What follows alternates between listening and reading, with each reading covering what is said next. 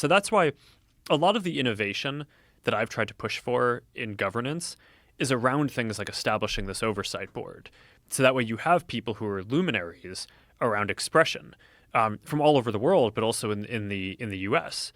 I mean, folks like Michael McConnell, is a Stanford professor, who's like he was I forget which Republican president appointed him, but I mean he was I think going to be considered for the Supreme Court at some point. I mean he's a very very prominent and kind of celebrated free expression advocate, and he helped me set the thing up.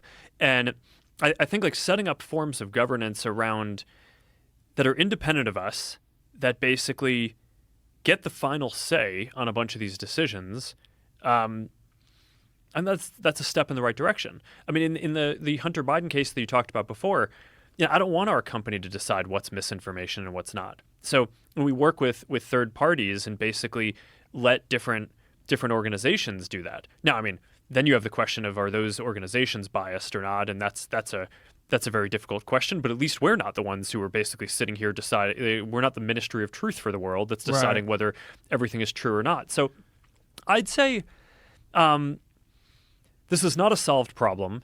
Controversies aren't going away. I think that it is interesting that the U.S. Is actually more polarized than most other countries. So I think sitting in the U.S., it's easy to extrapolate and say, hey, it probably feels this way around the whole world.